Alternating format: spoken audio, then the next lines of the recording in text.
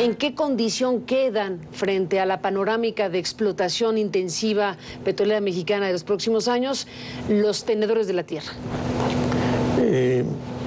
Ese fue un artículo de la ley que se modificó mucho y siempre con la intención de incluir a los propietarios de las tierras. En el modelo regulatorio anterior, la ley de hidrocarburos señalaba un artículo draconiano que iba directo a la expropiación. Declaraba la prevalecencia de la actividad de hidrocarburos sobre cualquier otra y la propiedad social o privada podía ser... Pero la ocupación, eso justificaba el interés público. La ocupación temporal por años, ¿cuántos años? ¿30? La ocupación temporal estará sujeta al contrato de exploración o al contrato de explotación. Que puede ser 30 años. Dependiendo del tipo de yacimiento, pueden ser 20 años. Generalmente van a ser contratos de 20 años es casi o de un poco menos. Mira, trae una amplísima protección. En primer lugar, antes de otorgar un contrato, el gobierno tendrá que hacer primeramente una manifestación de impacto social, no solo de impacto ambiental, también de impacto social.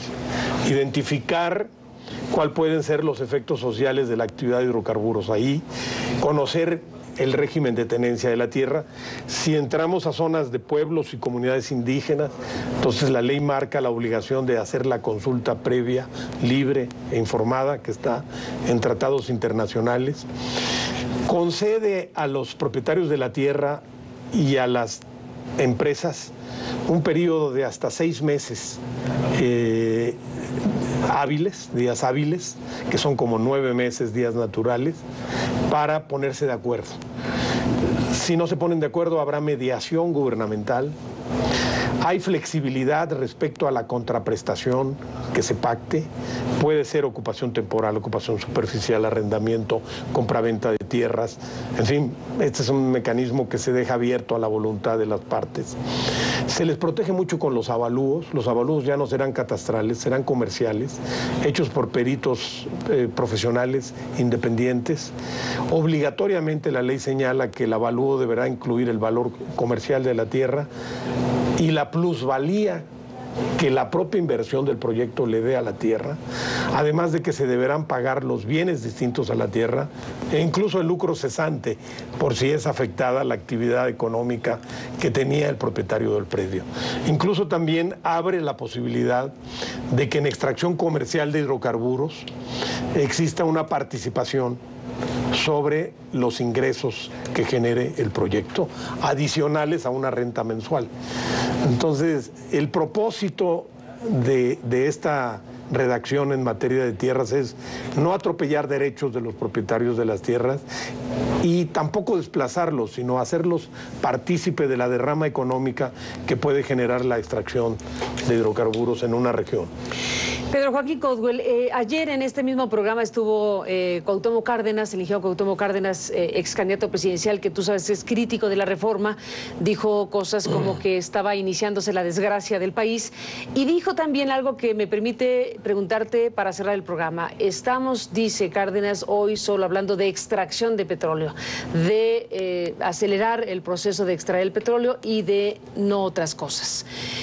¿Dónde está el tema de la refinación? ¿Dónde están las fuentes alternativas de energía? ¿Dónde queda lo demás que tendría que tener como prioridad también este discurso oficial?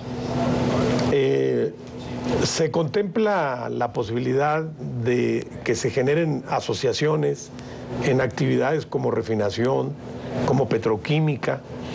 En México se ha vuelto un país muy dependiente en importación de gasolina. Estamos importando ahorita el 45% de nuestras gasolinas. Por ejemplo, productos petroquímicos estamos importando el 65%. Son dos ramas. Ciertamente se habla mucho de la extracción, pero va a venir mucha inversión, sobre todo al ramo de la petroquímica. Yo creo que este es un aspecto que se va a conocer, yo creo que en los próximos meses. Los ambientalistas están muy preocupados por el tema de explotar con fractura hidráulica, el fracking famoso. Al final de cuentas no fueron escuchadas voces diversas sobre el tema y se abre la puerta para una explotación de este tipo que también en el ámbito internacional es muy polémica. Sí fueron oídas las voces de los ambientalistas en dos cosas, sí impactaron en dos cosas muy claras. Se prohibió la exploración y extracción de hidrocarburos en áreas protegidas naturales, expresamente prohibido en la ley. Segundo, se pueden crear, además de esta situación, zonas de salvaguarda que puede decretar el Ejecutivo Federal para preservar zonas ambientales o patrimonio cultural o histórico del país. El tema del fracking me parece que es un tema controvertido, bastante demonizado. Yo creo que México debe de ir al fracking apegado a las mejores prácticas internacionales ambientales, pero no podemos concederle a Estados Unidos esa ventaja.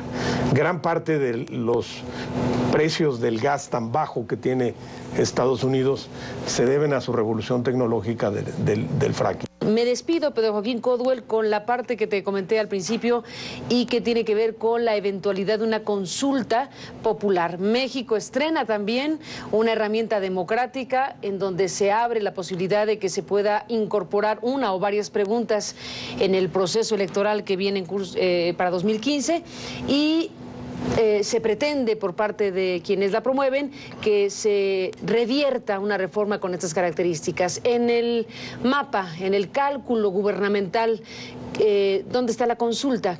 Bueno, ciertamente los opositores de la reforma han optado por esta vía democrática de la consulta, pero esto todavía tiene que recorrer un trayecto procesal largo y complejo. Primero tendrán que acreditar ante el Instituto Nacional de Elecciones el número de la autenticidad de las firmas y segundo, la Corte tiene que determinar si la consulta popular que establece en la Constitución mexicana muy recientemente, viene de la legislatura recién pasada, llegada. Lo que está ahí es un referéndum revocatorio de la Constitución o más bien una consulta de tipo plebiscitario. Y segundo, va a tener que determinar si se trata o no de una materia vedada en la Constitución. Está vedado de consulta popular algunos temas como, por ejemplo, la seguridad nacional, la disciplina de las Fuerzas Armadas y los ingresos y gastos del Estado. Y en ese sentido, esta reforma es un alto contenido hacendario. Pero hay que recordar que, por ejemplo, 6 leyes del paquete de leyes secundarias tuvo que ser Cámara de origen, la Cámara de Diputados, precisamente porque tenían que ver con este renglón. Y en esa lógica de lo que puede suceder, y no sabemos si ocurrirá, pregunto, ¿qué grado de incertidumbre le inyecta a las eventuales inversiones inmediatas el tema de la consulta? Hasta este momento ningún inversionista nos ha manifestado su incertidumbre por el tema de la eventual revocación. Hasta ahora, en este momento. Ahora, yo sí te puedo contestar como exlegislador, porque yo fui de los legisladores que aprobamos la consulta popular. Yo nunca... en ningún momento estuvimos, desde mi punto de vista, aprobando un referéndum revocatorio de la Constitución. Más bien estamos pensando en una consulta de corte plebiscitario.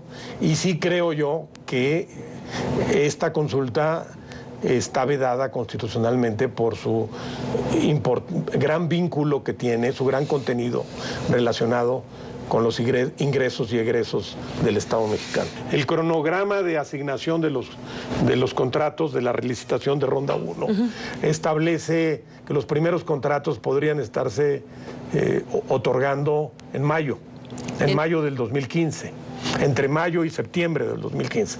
Yo creo que para ese entonces ese tema, tendrá que estar sabido. Ese elemento que llamas de incertidumbre estaría resuelto.